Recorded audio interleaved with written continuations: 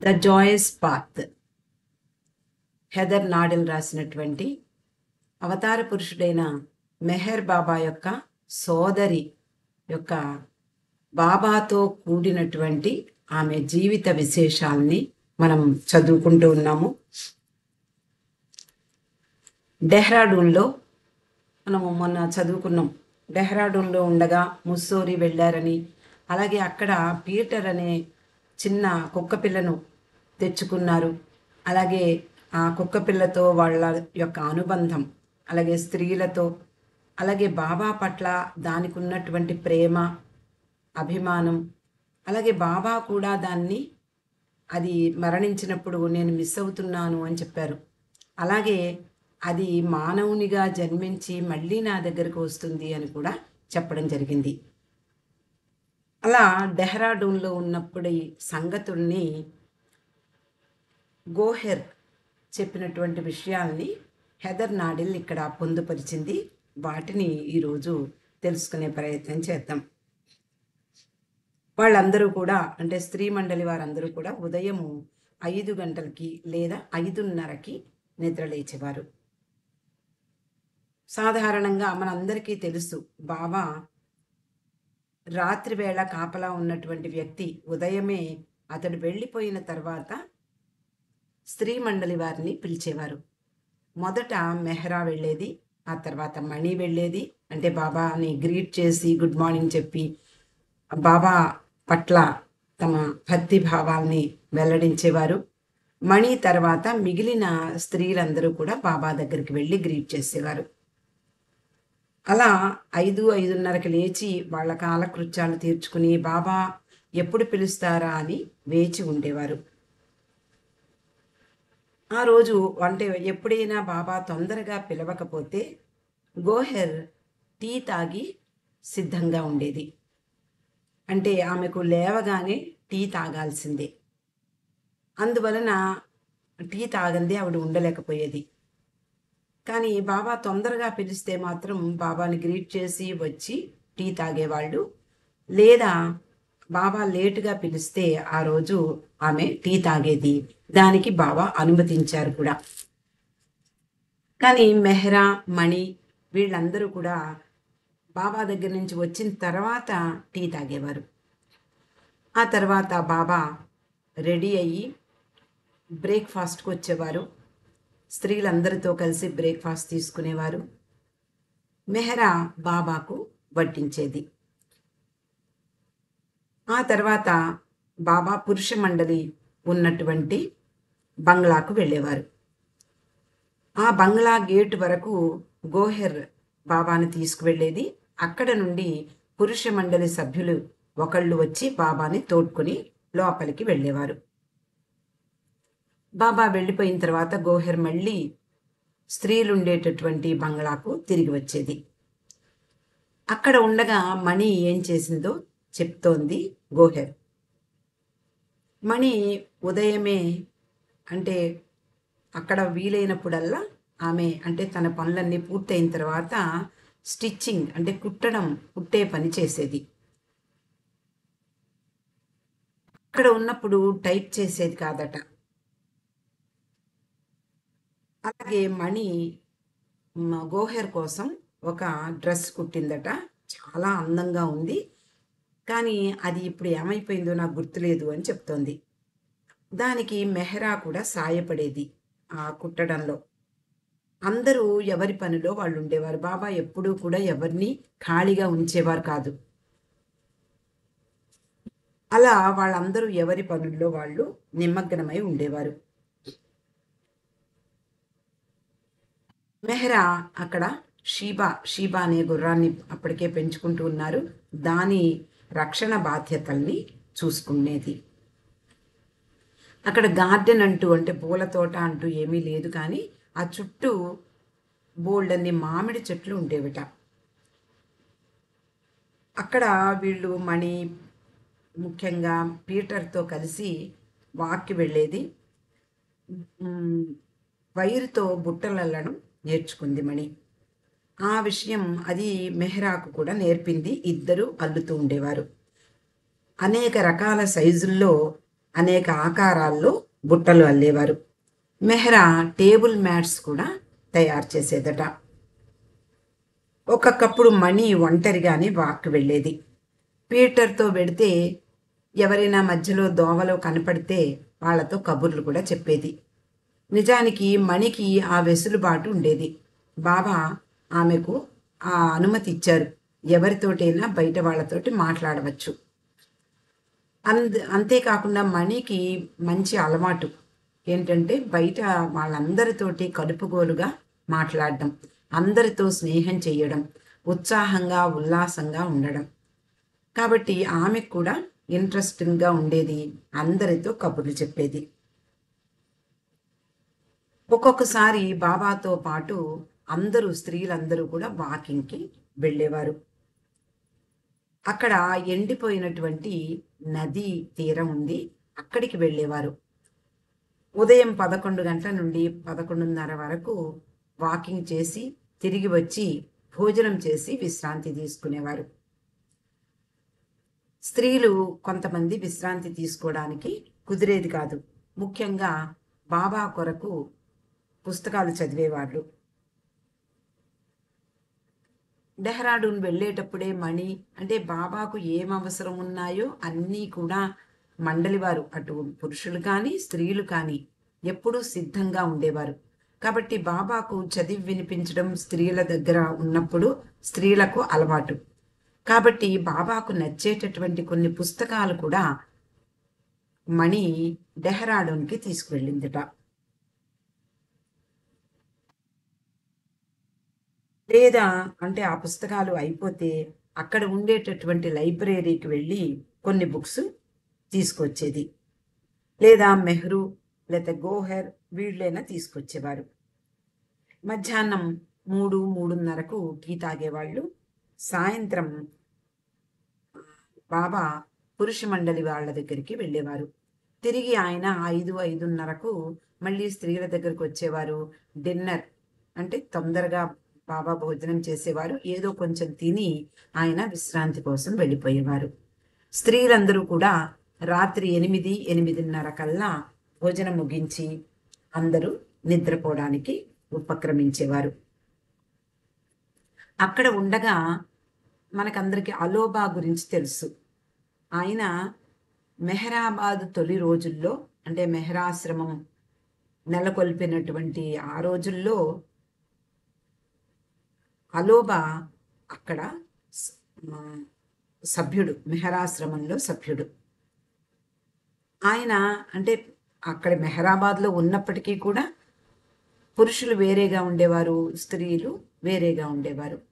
కాబట్టి వాళ్ళు వీళ్ళు మాట్లాడుకునే అవకాశము ఇచ్చేవారు కాదు. బాబా ముఖ్యంగా స్త్రీలను ఏకాంతంలో ఉంచేవారు. ఏదైనా అవసరం వస్తే బాబా ద్వారా మాత్రమే వాళ్ళు తెప్పించుకునేవారు ఏ వస్తువైనా. కానీ డెహ్రాడూన్లో ఉన్నప్పుడు అలోబా మణిని చూడడం తటస్థించింది. మణి సాయంకాలం వాకింగ్కి వెళ్ళేటప్పుడు బయటకు వచ్చేది. అప్పుడే అక్కడ ఆయన మొట్టమొదటిసారి మణిని చూశారట.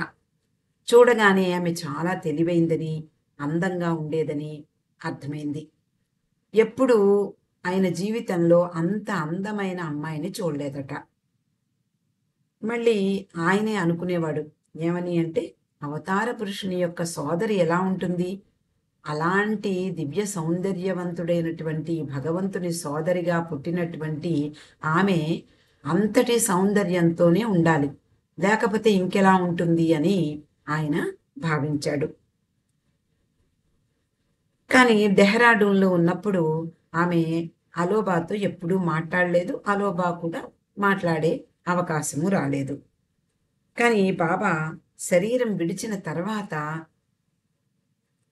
మణికి పర్షియన్ భాష అంటే చాలా ఇష్టం. అంతేకాకుండా పర్షియన్ భాష చాలా వరకు కొంతవరకు వచ్చు మణికి. మణి హఫీజ్ సూక్తులంటే కూడా చాలా ఇష్టపడేది. బాబా శరీరం విడిచిన తర్వాత అలోబాను కొంతవరకు సహాయం అడిగేది. ఏమిటి అంటే, ఈ పర్షియన్ భాషకు సంబంధించినటువంటి సూక్తులు, అలాగే హఫీజ్ సూక్తులు, ఇలా ఆ భాషలో ఉండేటటువంటి ఆ సూక్తులన్నీ లేదా వాటి గురించి వివరణ ఇలాంటివన్నీ అడిగేది. అలోబా కూడా చాలా శ్రద్ధగా ఆమెకు అన్ని విషయాలు చెప్తూ ఉండేవాడు. ఆమెకు పర్షియన్ భాష కొంతవరకు వచ్చినా ఇంకా నేర్చుకోవాలని అభిలాష ఉండేది. ఆ సూక్తులను జాగ్రత్తగా శ్రద్ధగా కూడా చదివేదిట మణి. డెహ్రాడూన్లో వాళ్ళు నివసించే సమయంలో, అంటే నివసించే బంగ్లా ఆవరణలో మామిడి చెట్లు ఎక్కువగా ఉండేవి. వీళ్ళు వెళ్ళినటువంటి సమయంలో అవి సీజన్, మామిడి పళ్ళ సీజన్ కాబట్టి వీళ్ళందరూ కూడా మామిడి పండ్లను తినేవారు. బాబా తరచూ మస్తుల పని మీద బయటికి వెళ్ళేవారు. అప్పుడు స్త్రీలు బాబా కూడా లేరు కాబట్టి మనము ఈ మామిడి పళ్ళతో అన్నం తినేయచ్చు, ఇంకేమీ వండుకోక్కర్లేదు అంటూ తమ యొక్క ఆహారాన్ని సింప్లిఫై చేసేసుకున్నారు. నాజా అన్నం వండేది. అన్నంతో పాటు మామిడి పండ్లు మాత్రమే వాళ్ళు తినేవారు. బాబా తిరిగి వచ్చి ఈ విషయం విన్న తర్వాత దానికి ముగింపు పలికారు. కూరగాయలు లేవా మీ దగ్గర? మీరు తినేవి ఇలాంటి ఆహారమా అంటూ నాజాను పిలిచి మర్నాటి నుండి అన్నంతో పాటు కూరగాయలు కూడా వండాలి అని ఆదేశించారు. కానీ మణికి మాత్రం మామిడి పండు అంటే పిచ్చి ప్రేమ, పిచ్చి ఇష్టం.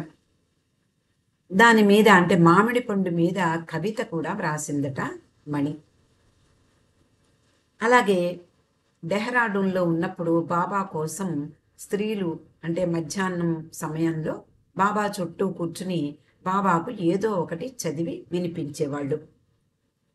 అది ప్రతిరోజు డెహ్రాడూన్లో ఉండగా రొటీన్ అయిపోయింది.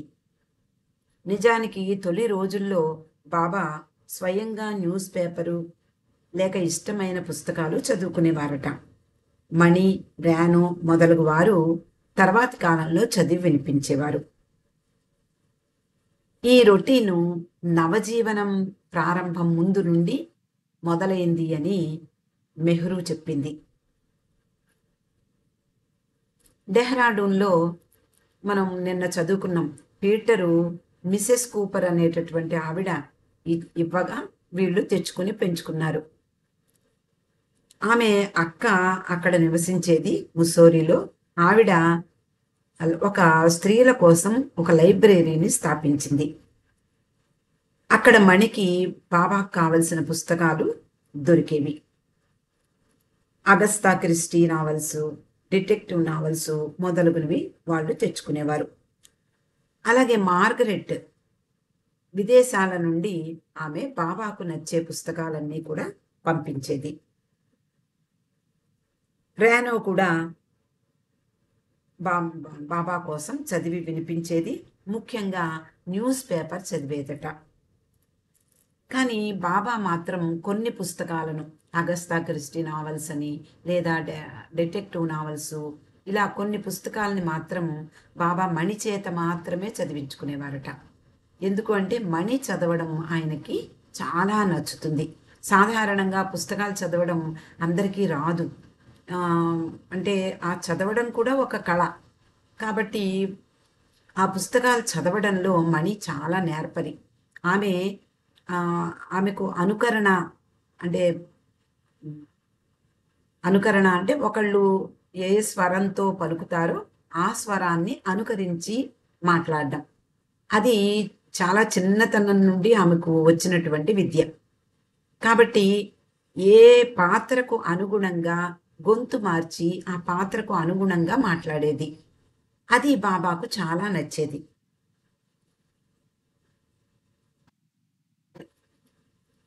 మార్గరెట్ బాబా కొరకు కొన్ని పుస్తకాల్ని పంపించేదని మణి తరచు గుర్తు చేసుకునేది.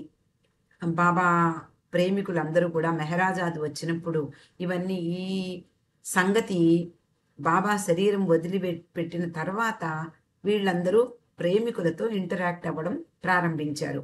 అప్పుడు ఎవరైనా మెహరాజాద్ వచ్చినప్పుడు మండలి హాల్లో కూర్చుని ఉన్నప్పుడు ఇరిచ్, మణి ఇలాగా చాలామంది వాళ్ళ వాళ్ళ అనుభవాల్ని పంచుకునేవారు. వాళ్ళందరితోటి ఈ పుస్తకాల విషయం కూడా మణి చెప్తూ ఉండేది. మార్గరెట్ అన్ని పుస్తకాల్ని పంపించేదని, ఆమె పంపించినటువంటి ఒక ఒక రచయిత, అతని పేరు వుడ్ హౌస్. అతడు వ్రాసినటువంటి పుస్తకం, ఆ పుస్తకంలో అతడు ఏమని రాశాట, to the greatest humanist in the world. ఆ పుస్తకం అంకితం ఇస్తూ రాసినట్టున్నాడు. ఆ పుస్తకం మీద ఇలా రాశాడు, to the greatest humanist in the world. ప్రపంచంలోకెల్లా అతి మహానుభావుడైన మానవునికి ఈ పుస్తకం అంకితమని రాసి ఉంటాడు. అది నిజానికి బాబాకు వర్తిస్తుంది. అంటే గ్రేట్ హ్యూమనిస్టే కదా ఆయన, దైవీ మానవుడై ఉండి మానవునిలో ఉన్నతోన్నతుడుగా ఆయన చెప్పుకుంటూ ఉంటాం. కాబట్టి ఆయనను అడ్రస్ చేస్తూ రాసినటువంటి ఆ పుస్తకంలో ఆ గ్రేటెస్ట్ హ్యూమనిస్ట్కి ఇది అంకితం అన్నట్టుగా రాశాడు. అతడు బాబాను, అంటే అతని పుస్తకం ద్వారా బాబాను చాలా అలరించాడని, అలాగే ఆయన యొక్క పని భారాన్ని కాస్త తగ్గించినటువంటి అదృష్టవంతుడైన రచయితలలో ఆయన ఒకడు అంటూ మణి మండలి హాల్లో బాబా ప్రేమికులకు చెప్తూ ఉండేది. నిజానికి మణి విన్నటువంటి ఏ స్వరమైన, అంటే ఎవరు ఇప్పుడు చూడండి, అందరి గొంతులు ఒకలా ఉండవు. కొంతమంది చాలా కీచు గొంతుతో మాట్లాడతారు, కొంతమంది బ్రాడ్గా, ఆ కంఠం లావుగా ఉంటుంది, బండగా ఉంటుంది. అలాగే కొంతమంది మామూలుగా ఉంటారు. ఇలా ప్రతి గొంతులోనూ మాట వేరువేరుగా ఉంటుంది. మణి విన్నటువంటి ఏ స్వరమైనా కూడా దాన్ని అనుకరించి చూపించేది. ఆ అనుకరణ సామర్థ్యం బాబాకు చాలా తోడ్పడింది అని కూడా మణి చెప్తూ ఉండేది ప్రేమికులకు.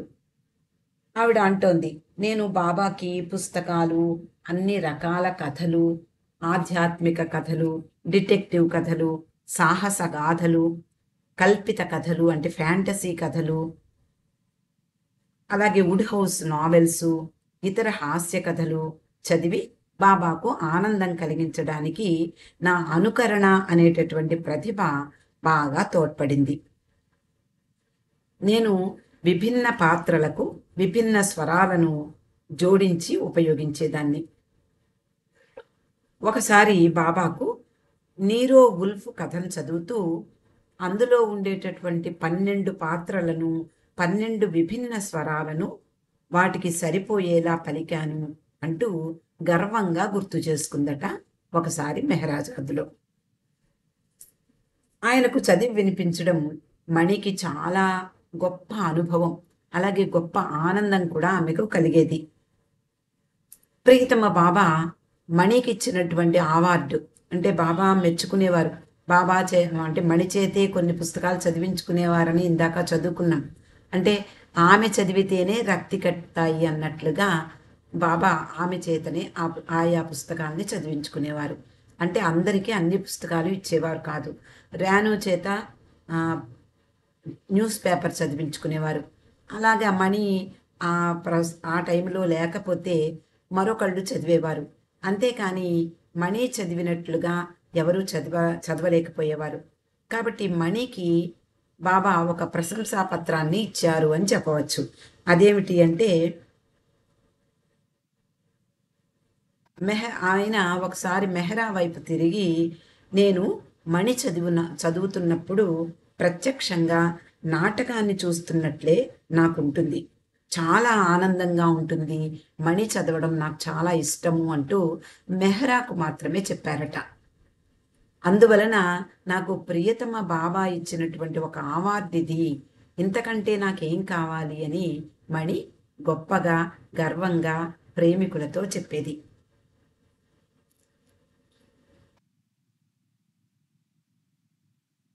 అలాగే మార్గరెట్ పంపే పుస్తకాలు సంతోషంగా ఉంటాయి. అంటే చాలా తమాషా కలిగించేవి, లేదా ఒక సాధారణమైనటువంటి ఒక మంచి, అంటే ఆ కథలో ఒక పట్టు ఉండి, ఆ ఇతివృత్తం అంతా రంజుగా ఉండి, రక్తి కట్టేలాగా ఉంటే అవి అలాంటి మంచి పుస్తకాల్ని మార్గరెట్ ఏరి పంపించేది. అంటే ఆవిడకి తెలుసు బాబాకు ఇవి నచ్చుతాయి, ఇవి నచ్చవు అంటూ సెలెక్ట్ చేసేదట ఆవిడ. అలాంటి పుస్తకాలు మాత్రమే బాబా కోసం పంపించేది. అలా మార్గరెట్ పంపించినటువంటి పుస్తకాలు 2 మణికి అందాయి. సరిగ్గా క్రిస్మస్ ముందు అందాయట. బాబా ఉపవాసాలతో లేదా తీవ్రమైనటువంటి పనిలో నిమగ్నమై ఉన్న సమయంలో ఈ పుస్తకాలు ఆయనకి రిలాక్సేషన్ కలిగించేలాగా ఉపయోగపడేవి. అంటే మణి చదవగా వాటిని విని ఆయన చాలా విశ్రాంతి అనుభూతి పొందేవారు. వాటిని మెహరాజాదులో గట్టిగా చదివి వినిపించేది. అలాగే డెహ్రాడూన్‌లో ఉన్నప్పుడు కూడా ఆయనకు గట్టిగా చదివి వినిపించే దాన్ని బాబా కళ్ళు మూసుకుని హాయిగా కూర్చుని వినేవారు. అప్పుడప్పుడు ఆయన చేతి వ్రేళ్ళు తీవ్రంగా కదులుతూ ఉండేవి. ఆయన ఏదో విశ్వకార్యంలో నిమగ్నమై ఉన్నట్లు అందరూ గ్రహించేవారు.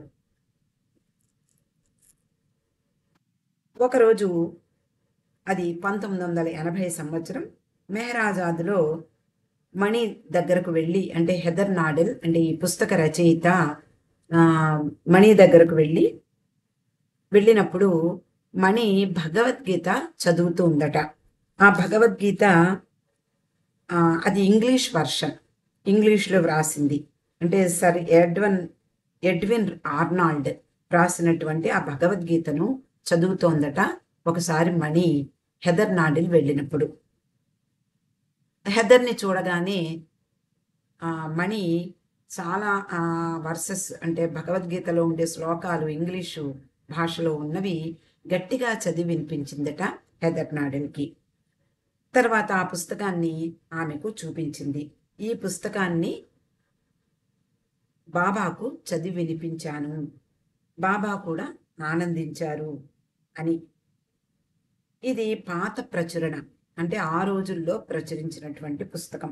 అంటే బ్రిటిష్ వాళ్ళ కాలంలో పాత ఫ్యాషన్ ఎలా ఉంటుందో ఆ పుస్తకాన్ని అలా ముద్రించారట.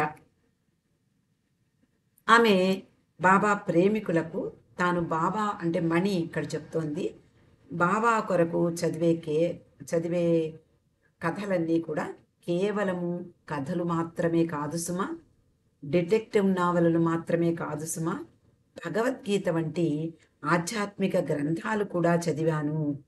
అలాగే సెయింట్ ఫ్రాన్సిస్ సూక్తులు, కబీర్ దోహే ఇలాంటివన్నీ కూడా నేను బాబాకు చదివి వినిపించేదాన్ని అంటూ గర్వంగా చెప్పుకునేదట మణి. అవన్నీ మరువలేని మధుర క్షణాలు. కిట్టి తాను వ్రాసినటువంటి లవ్ ఎలోన్ ప్రివైల్స్ అనేటటువంటి ఆ పుస్తకంలో సాయం సమయాలలో స్త్రీలు బాబా చుట్టూ కూర్చుని ఉండగా మణి లేదా మరొకరు బాబాకు ఆధ్యాత్మిక కథలను చదివి వినిపిస్తూ ఉండగా బాబా కూడా దానికి అంటే ఒక్కొక్కసారి బాబా వాటికి అర్థాలు చెప్పేవారు. అంటే అక్కడ ఉన్నటువంటి స్త్రీలలో చాలామంది పాశ్చాత్య వనితలు ఉండేవారు. వాళ్ళ కోసం బాబా ఇంగ్లీష్లో వాటి అర్థాన్ని వివరించి చెప్పేవారు. అలా కిట్టి మొదలైనటువంటి పాశ్చాత్య వనితలు కూడా ఈ పుస్తకాలు చదివే సమయంలో, మణి కానీ లేకపోతే ఎవరైనా కానీ చదివే సమయాల్లో వాళ్ళందరూ బాబా చుట్టూ చేరి కూర్చునేవారు. వాళ్ళందరూ కూడా ఆ పుస్తకాలను ఎంజాయ్ చేసేవారు. అలాగే మణి చదివినటువంటి ఆధ్యాత్మిక గ్రంథాలలో ఉండేటటువంటి విషయాలను బాబా ఇంగ్లీష్లో చెప్తూ ఉండగా వాటిని విని ఆనందించేవారు. ఈ విషయాన్ని కిట్టి తన గ్రంథంలో లవ్ ఎలోన్ ప్రివేల్స్ అనే గ్రంథంలో పొందుపరిచింది. ఇక్కడికి ఈరోజు ఆపుకుందామండి. అవతార్ మెహర్ బాబాకి జై.